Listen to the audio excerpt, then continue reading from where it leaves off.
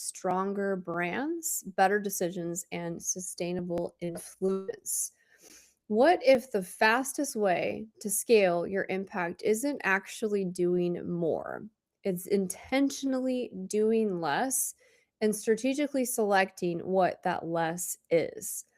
Welcome to Leading the Change as a Changemaker. Welcome to Changemaker Live. All right, today I want to talk about some of the main sticking points when it comes to thinking strategically and being intentional with our yeses and intentional especially with our nos. The dominant narrative out there says that growth requires expansion, that it requires doing more. That is a misnomer. They say more offers, more value, more content, more channels, more effort, more, you know it, you fill in the blank. But many leaders feel stretched, they feel diluted, they feel burnt out, they feel exhausted, and they feel disconnected and often isolated because of this pressure to do more, to be better and grow. And I want to talk to you about instead that there's actually an opportunity to lean into wisdom and experience and to scale impact through constraint and doing so intentionally. And part of that is choosing what you say yes to and choosing what your path as a leader is. You can grow influence, revenue, and resonance without relentless and constant expansion and doing more. That is a misnomer. It doesn't work. The most successful people I have worked with are those who do less intentionally and they know exactly what their path for success looks like. If growth has started to feel heavy instead of energized, then stick with me. This session is for you today. I see you, I hear you, and you are not alone. I have been there, and it feels so lonely when you're here. Now, let's talk about something I like to call the expansion trap. The expansion trap. But before we get to that, I want to make sure we're super engaged here. I want to hear from you. What's one thing in your business right now, that it's creating noise, but it's not creating the results that you want? What's that one thing that's creating noise, maybe even distraction, but you're not getting the results that you want? And drop that in the chat right now. Drop it in the chat. Okay. So when we talk about this expansion trap, what do I mean by that? I don't know if for some of you, you might be too old or too young for this, but they have like this mousetrap game. And it's like a fun game and there's strategy involved. Hey, pun intended, we're talking about strategy. And as you try to win, like you don't want your mouse to get trapped. So the expansion trap is what society, what other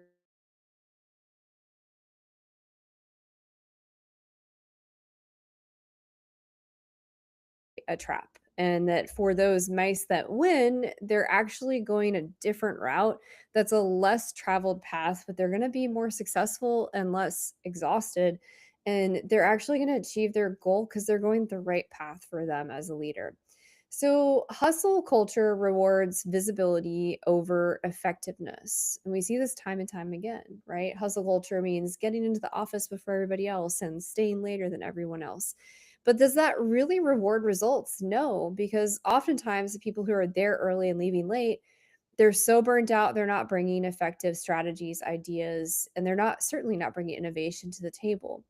The different thinkers, the people that break the mold, that break outside of that box, they're the ones that bring the innovation and solutions to the table. Success becomes measured by volume instead of value when we look at the hustle culture. I want to see value, and I know you as change makers, you want to see value as well. Leaders feel pressured to say yes to everything when it comes to the hustle culture.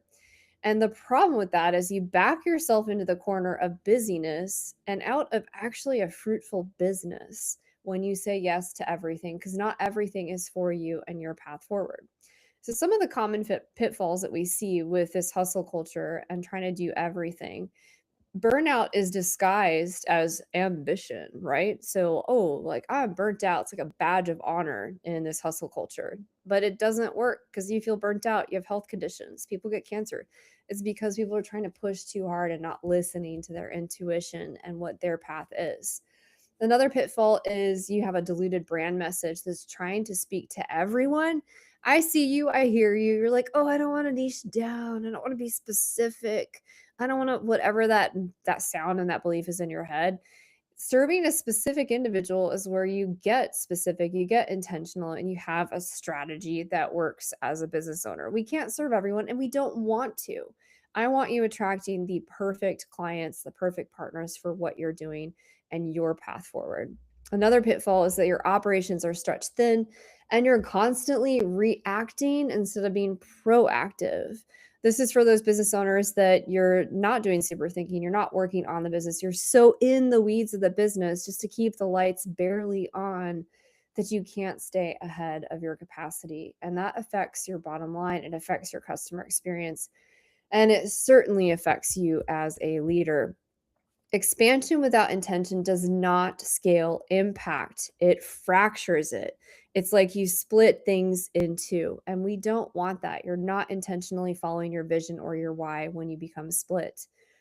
Why more often produces less. When we do more, we get less. Why is that? Well, more initiatives divide our attention. And especially with new business owners or people who are in a pivot due to declining sales, you see them kind of like throwing spaghetti at the wall and just trying all these things to grasp at straws to figure out what the solution is. The problem with that is that we're not scaling the one thing that is currently successful while experimenting with one or two other ideas at a time. And when you try to do too many things all at once, you can do nothing well. And so, of course, all of these strategies will fail, and you're going to feel even more burnt out and more exhausted because you can't even learn from the strategy you're trying because they're so split and your attention is so divided. Divided attention reduces quality. You know that there's this myth that we can multitask. No, you can't. Your brain was built to do one thing at a time and to, prioritize the one thing that you focus on. If there's something on your list of 10 things to do and one of those things makes everything else on that list easier, do that first. Be intentional instead of diluting the attention, be focused on quality and order of the priorities. Reduced quality weakens resonance and trust. When we have a really bad experience with our clients, we deliver half assed efforts, they feel that. They're not going to refer business to you. They're not going to stay with you because you've lost their trust. I would much rather you choose one or two strategies, test them, and get the feedback, learn from them, and then go for the next thing so that you can still deliver that beautiful customer experience, keep your brand stable, and continue building trust as you grow. Don't just throw spaghetti at the wall. That never works. It just creates a mess. So, some examples of this, you might see business owners who have too many offers in such way that confuses the buyers, or even like offering too many payment plans. We already are in a world of information overload. If you send me an email with 5 different ways to pay you, I don't even know how to respond to that. I'm not going to work with you because you've given me too many choices. Your job as a leader is to make it simple and so that I can just say yes and give you my credit card. Okay. Too many platforms weaken presence. So we have so many platforms we can be on. You can be on TikTok and X, and they keep renaming all their platforms, Instagram. The list goes on. I want you to choose the one or two platforms where your clients are hanging out and then use your content there. Now, of course, feel free to repurpose the content on other platforms, but prioritize your message for the one or two platforms where your people will see it and they will hear it. So don't split your attention and feel like you have to be all the things to all the places on all the platforms. Too many priorities slow execution. If you have a list of 10 priorities, one, how do you even remember what those 10 priorities are? You can't. That's why with our life and business compass, we talk about 3 to 5 life priorities. We talk about 3 business goals. That's all you can remember. If you have more than that, you can't juggle all those things. You're going to drop some balls and they're going to shatter. So stop trying. That's crazy. Growth does not come from just activity alone. It comes from aligned and intentional activity with a foundation of clear strategy. Let's talk about the power of strategic constraint. This is that simplified path forward, executing based on intention and based on strategy and based on our past metrics, what has actually worked, and let's scale that thing. Constraint forces clarity. If you have two options in front of you, it becomes pretty clear which one is the best pathway forward. When you have 20 options in front of you, how on earth do you even go about evaluating the 20 options? You don't. You go into overwhelm and then you give up. And when I'm rock climbing too, like this is a great metaphor with business and problem solving. When you're on a route, you're just looking for the next hole, the next move. You're not looking at the next 20 moves. If you did, you would just fall off and you'd be done. So simplify the options in front of you. Narrow it down to the top one or two strategies and try those. Fewer priorities sharpen our decisions. We only have so much brain power, so we can't have so many priorities that we can't hold them. We can't remember them. If you're not clear on what those are and you can't remember them, the list is already too long. Let's knock some things off of there. Let's fine tune our priorities to make them fewer. Depth creates mastery, trust, and authority. When we can go deep on one or two priorities in a season, we are going to be an expert in that. Expertise requires hours, and that expertise requires attention. So, the more you can fine tune that and really go deep on that one thing, you will be seen as the expert. You will be trusted. Your clients will benefit from that depth of experience and expertise.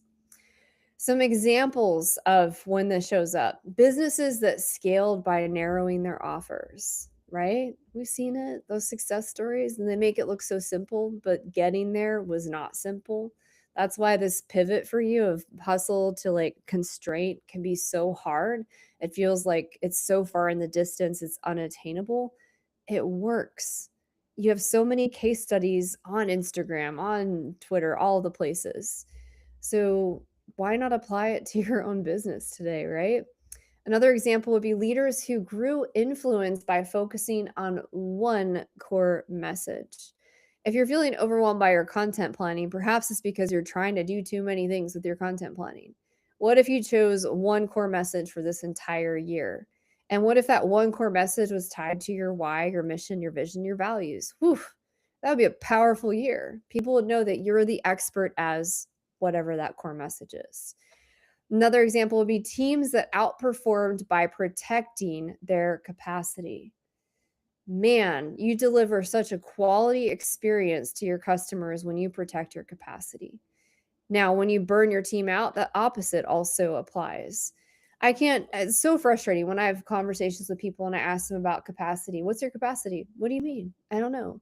Or they have no idea, or they're already at or beyond capacity and they're just struggling with the decision to pull the plug on, like, let's hire another person.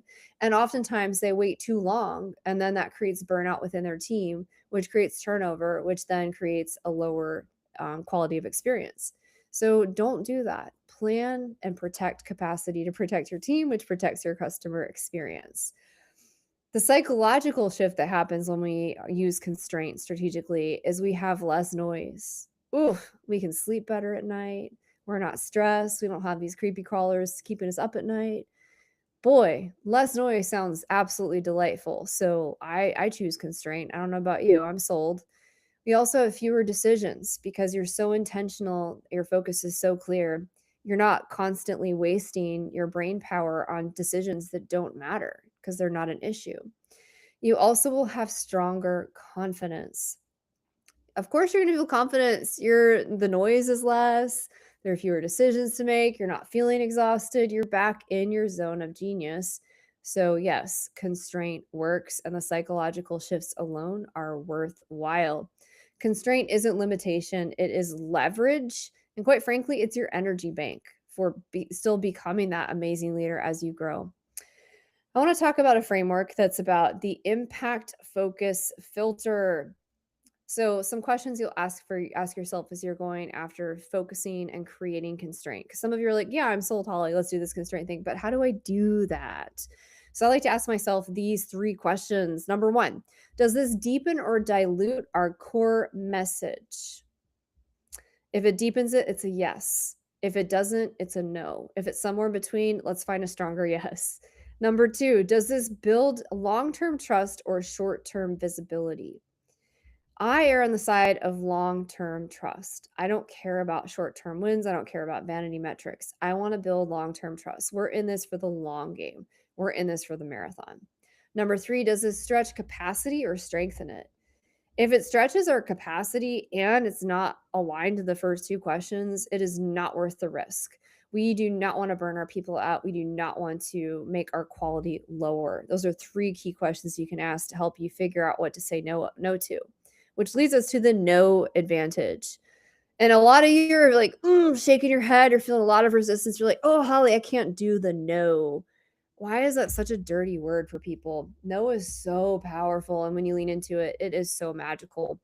Saying no protects your brand clarity, it protects your team's energy, and it protects your strategic momentum. Start leaning into the power of no. Okay. Why? Because every yes costs you something. Strategic leaders choose those which cost the things that they're worth paying for, meaning they say yes to things that are on their path to getting momentum to move forward, and they say no to everything that's a distraction or a tangent. All right, this brings us to our Changemaker challenge this week. I want you to identify one offer or commitment you could pause or simplify this quarter to create more space for impact. What is that one offer you can create or pause? Put that in the comments, please. Before we talk about our wrap up and our call to action, I wanted to share a story that came up this morning for me. So, I'm in a season of this is very timely in my climbing of kind of needing to do less. I wanted to get back to my full blown training program, and I can't. I'm having some physical things, some hormonal things that are forcing me to do less and be more intentional with my time and more intentional with my physical energy. And there's this song that one of my mentors sent me a while ago that was such a beautiful reminder of how each season is good, right? So the song is called Good. If you guys want to have a link to the song, just put song in the chat and we'll send you the good link on Spotify. But the song is basically how anytime something bad would happen or a challenge would come up, this person would say good, and he meant it, and it was because there's good in every challenge, every failure, every season where we need to constrain ourselves. Now, if we could go even further from like seeing those things as good, but seeing them as lessons in simplification and lessons in being strategic in our constraint, that would be powerful. That's what we're going for. So I wanted to share that story with you. All right, so I want to recap what we just talked about: scaling impact the sustainable way. This means depth creates resilience, right? So we want that depth so we have that resilience so we can stay the course. Focus strengthens brand recall because we focus on one core message. We don't pivot constantly. Sustainable growth respects human capacity. We care about our employees. We don't burn them out. The most scalable brands are not the loudest, they're the clearest, and they're the most intentional. So remember, growth does not require exhaustion. We don't need to fall into the hustle culture. There's a better way. Your body feels this, it knows it's true. Constraint creates momentum. So being super intentional and focused creates more momentum, bigger wins, more success. And leaders who simplify scale faster and further. Simple is the answer, okay? Don't overcomplicate this. The leaders who grow sustainably are not the ones doing the most. They're the ones doing the right things repeatedly and intentionally. All right, now this week we're releasing something really new and exciting on Thursday for leaders who are stuck in the overwhelm cycle and they really want to just have a roadmap and something they can install so that they know that they're making the right decision, they're moving the momentum in the right pathway forward. Again, it's simplifying and creating that constraint structure so that they know exactly what to do next, one step at a time, with a community to support them. So this thing goes live on March 5th, which is just 3 days away. I'm so excited. I'm so excited to bring this to you. If you've been feeling scattered, stuck, or even listening to this, you're not like how to constrain things. You're not sure what that next step is. This was built just for you. So please stay tuned. And if you want more on that, put growth for good in the chat and we'll make sure we put you on a short list to give you the first invitation to our new platform. So, so excited to help more change makers. And if you really need clarity now, you can't wait till Thursday, put clarity in the chat and we'll get you booked on a clarity call right away. Thank you so much for tuning in today. Remember, be the change and lead the change. You've got this. I'll see you next week.